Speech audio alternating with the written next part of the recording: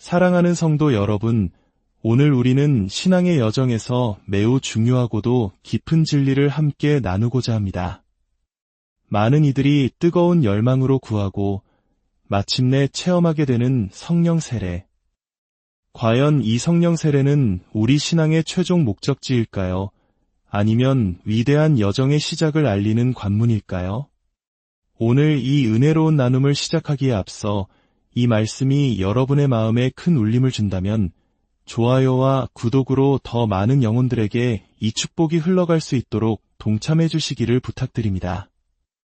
여러분의 작은 실천이 곧 하나님의 나라를 확장하는 귀한 선교의 도구가 될 것입니다. 주님의 이름으로 여러분 모두를 축복합니다. 오늘 우리가 함께 묵상할 말씀의 중심에는 에베소서가 있습니다. 먼저 에베소서 1장 13절과 14절을 통해 사도 바울이 누구에게 이 편지를 썼는지 명확히 이해하는 것에서부터 시작하겠습니다. 바울은 이미 예수 그리스도를 믿고 성령 세례의 감격적인 체험을 한 헌신된 크리스천들, 바로 에베소의 성도들에게 이 편지를 쓰고 있습니다. 그는 그들에게 그리스도인이 되라고 권면하거나 성령 세례를 받으라고 촉구하고 있지 않습니다. 오히려 그는 이 모든 영적 체험들이 이미 그들의 삶 속에 자리 잡고 있음을 당연하게 전제하고 있습니다. 다시 말해, 바울은 오늘날의 언어로 표현하자면 이미 성령의 은사를 체험한 성도들에게 글을 쓰고 있었던 것입니다. 바로 이 자리에 계신 많은 분들처럼 말입니다. 이는 우리에게 중요한 질문을 던집니다. 우리는 성령 세례를 어떻게 평가하고 있습니까? 과거 오순절 운동의 뜨거운 부흥기 속에서 많은 성도들에게 성령 세례는 신앙의 최종 목표처럼 여겨졌습니다. 오랜 시간 기도하고 간구하며 싸워 얻어낸 값진 승리의 증표였습니다. 우리 한국 교회 역시 뜨거운 부흥의 시대를 거치며 이러한 경험을 공유해왔습니다. 핍박과 조롱, 오해 속에서도 믿음을 지키며 성령의 임재를 간구했던 선배들의 눈물겨운 투쟁을 우리는 기억합니다. 그래서 많은 경우 성령 세례를 받고 방언을 말하게 되면 이제 다 이루었다. 나는 구원받았고 물세례도 받았고 성령 세례까지 받았으니 이제 되었다 라고 생각하는 경향이 있었습니다. 이러한 태도에 담긴 뜨거운 열정과 간절함을 충분히 이해하고 공감하지만 성경의 가르침에 비추어 볼 때 이것은 온전한 그림이 아닙니다. 성령 세례는 결코 목표가 아닙니다. 그것은 더 넓은 세상으로 나아가는 관문입니다. 우리 신앙생활의 끝이 아니라 비로소 본격적으로 시작되는 출발선인 것입니다. 오순절날 마음의 찔림을 받은 수많은 사람들이 사도 베드로에게 물었습니다. 형제들아, 우리가 어찌할꼬? 베드로는 그들에게 아주 단순하고 명료한 3가지 단계를 제시했습니다. 회개하여 각각 예수 그리스도의 이름으로 세례를 받고 죄 사함을 받으라. 그리하면 성령을 선물로 받으리니. 사도행전을 자세히 읽어보면 회개, 물세례, 그리고 성령 세례는 몇 달, 몇 년씩 떨어져서 일어나는 별개의 사건이 아니었습니다. 거의 동시에 일어나는 하나의 통합된 경험이었습니다. 오순절 바로 그날 3,000명의 사람들이 회개하고 세례를 받고 성령을 받았습니다. 사도행전 어디에도 성령을 받기 위해 오랫동안 기다렸다는 기록은 찾아보기 힘듭니다. 오히려 사람들이 그리스도께 돌아오면 거의 즉시, 보통은 바로 그날 몇 시간 안에 물세례를 받았습니다. 이것이 바로 기독교 신앙으로 들어가는 완전한 입문 과정입니다. 죄를 회개하고 그리스도를 믿고 물로 세례를 받고 성령의 선물을 받는 것. 이것은 결코 목표가 아닙니다. 단지 영적 여정의 출발점일 뿐입니다. 이 모든 것을 경험했다면 우리는 도착한 것이 아니라 이제 막 출발한 것입니다. 그리고 그 너머에 무엇이 있는지를 발견하는 것은 이제 우리의 몫입니다.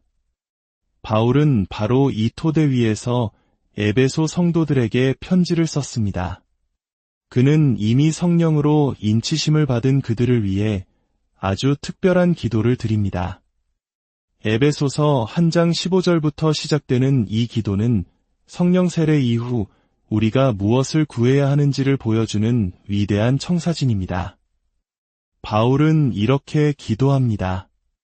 우리 주 예수 그리스도의 하나님, 영광의 아버지께서 지혜와 계시의 영을 너희에게 주사 하나님을 알게 하시고 너희 마음의 눈을 밝히사 주목하십시오. 성령 세례를 받았다고 해서 지혜와 계시의 영이 자동으로 주어지는 것이 아니었습니다. 그것은 성령 세례 이후에 간구하고 받아야 할 별개의 은혜였습니다. 바울은 그들의 마음의 눈이 밝혀지기를 기도했습니다. 이것이 오늘 밤 제가 여러분과 함께 나누고 싶은 도전입니다.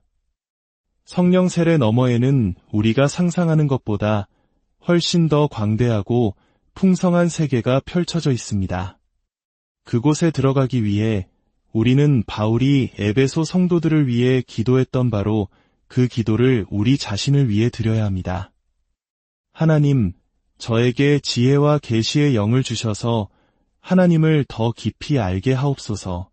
제 마음의 눈을 밝혀 주시옵소서. 기독교 신앙은 믿음으로 시작하지만 궁극적으로는 암으로 나아가야 합니다. 믿음은 문을 여는 열쇠이지 방 그 자체가 아닙니다. 성령의 직접적인 계시를 통해 무언가를 받게 될 때 우리는 더 이상 그것을 그저 믿는 수준에 머무르지 않습니다. 우리는 그것을 알게 됩니다. 한치의 의심도 없이 명확하게 알게 되는 것입니다. 요한일서 5장 13절에서 사도 요한은 이렇게 말합니다. 내가 하나님의 아들의 이름을 믿는 너희에게 이것을 쓰는 것은 너희로 하여금 너희에게 영생이 있음을 알게 하려 함이라. 보십시오. 믿음은 결국 암으로 이어집니다. 그렇다면 마음의 눈이 밝아져 우리가 반드시 알아야 할 것은 무엇일까요? 바울의 기도에는 3가지 핵심적인 암이 담겨 있습니다. 첫째는 그의 부르심의 소망이 무엇이며입니다. 여기서 소망은 막연한 기대가 아닙니다. 신약 성경에서 소망은 미래에 대한 확실한 보증이며 자신감 있는 기대를 의미합니다. 하나님은 우리 각자가 앞으로 우리에게 닥칠 이 땅에서의 삶과 영원한 삶 모두에 대해 흔들리지 않는 확신을 갖고 살아가기를 원하십니다. 그리스도인의 궁극적인 소망은 예수 그리스도의 영광스러운 재림과 그분과 함께할 영원한 삶입니다. 둘째는 성도 안에서 그 기업의 영광의 풍성함이 무엇이며입니다. 여기서 기업은 우리가 하나님 안에서 받을 유산만을 의미하지 않습니다. 놀랍게도 이것은 우리 안에 있는 하나님의 기업, 즉 하나님께서 우리를 통해 받으실 유산을 의미합니다. 우리는 너무나 자기중심적이어서 종종 하나님의 관점에서 사물을 보지 못합니다. 하지만 하나님께는 우리 안에 위대한 기업이 있습니다. 이것을 이렇게 설명해 볼 수 있습니다. 하나님은 위대한 개발자이십니다. 우리 한 사람 한 사람은 하나님께서 사들이신 땅과 같습니다. 어떤 땅은 너무 낡고 허름해서 철거 외에는 답이 없어 보입니다. 하지만 하나님은 현재의 모습 때문에 그 땅을 사지 않으십니다. 그분은 그 땅을 통해 무엇을 만들어낼 것인지를 보시고 사십니다. 하나님이라는 위대한 건축가는 우리 인생의 청사진을 그리시고 이대한 예술가는 그분의 계획이 완성되었을 때의 아름다운 모습을 신약 성경 페이지 곳곳에 그려 놓으셨습니다. 우리는 그 그림을 보며 경탄합니다. 정말 언젠가 내가 저렇게 될 수 있단 말인가? 그러면 하나님께서 대답하십니다. 그렇다. 그것이 바로 내 계획이다. 그것이 너 안에 있는 나의 기업이다. 내가 너를 구속한 이유가 바로 그것이며 내가 너의 삶을 통해 이루고자 하는 것이 바로 그것이다. 하나님은 우리 안에 있는 그분의 기업을 우리가 알기를 원하십니다. 다시 말해, 우리는 더듬거리거나 불안해하는 삶이 아니라 하나님께서 우리를 통해 무엇을 이루실지에 대한 확신을 가지고 살아가야 합니다. 셋째는 그의 힘의 위력으로 역사하심을 따라 믿는 우리에게 베푸신 능력의 지극히 크심이 어떠한 것을 너희로 알게 하시기를 구하노라입니다. 바로 능력입니다. 하나님의 능력을 우리 삶에 끌어오는 단 하나의 기본적인 조건이 있다는 사실은 언제나 저를 전율케 합니다. 그것은 바로 믿음입니다. 우리가 믿을 때 그 모든 능력이 우리에게 주어집니다. 바울은 이 하나님의 능력을 묘사하기 위해 인간의 언어가 가진 모든 표현을 동원합니다. 그는 이 구절에서 능력을 의미하는 4개의 다른 헬라어 단어를 연이어 사용합니다. 하지만 언어의 한계에 부딪혔을 뿐 하나님의 능력의 근원을 다 설명하지는 못했습니다. 그러나 그는 우리가 사용할 수 있는 능력의 크기를 잴 수 있는 하나의 기준, 하나의 잣대를 제시합니다. 그것은 바로 예수 그리스도의 상하고 찢기신 몸을 바위 무덤에서 일으키시고 그를 영광의 가장 높은 곳, 하나님의 우편에 앉히신 바로 그 능력입니다. 그리고 바울은 선포합니다. 그와 동일한 능력이 믿는 우리 각자에게 주어진다고 말입니다. 하지만 이 능력을 실제로 누리고 경험하는 것은 우리가 지혜와 계시의 영을 받아 그것을 알게 되기 전까지는 우리에게 감추어져 있을 것입니다. 성령 세례는 문이며 이 3가지 위대한 암은 우리가 그 문을 통해 들어가 누리게 될 축복의 일부입니다. 이제 우리는 에베소서 2장으로 넘어가 그리스도 안에서 우리의 현재 위치가 어떠한지를 살펴보겠습니다. 1절부터 3절까지는 그리스도 밖에 있었던 우리의 비참한 상태를 묘사합니다. 허물과 죄로 죽었고 세상 풍조를 따랐으며 공중의 권세 잡은 자 사탄을 따랐던 모습입니다. 그러나 4절은 2개의 아름다운 단어로 시작합니다. 그러나 하나님이 우리의 행위나 자격 때문이 아닙니다. 전적인 하나님의 은혜입니다. 그러나 하나님이 그 크신 사랑으로 인해 우리를 위해 3가지 놀라운 일을 행하셨습니다. 여기서 가장 중요한 것은 시제입니다. 이것은 하나님이 앞으로 하실 일이 아닙니다. 이미 우리를 위해 이루어 놓으신 일입니다.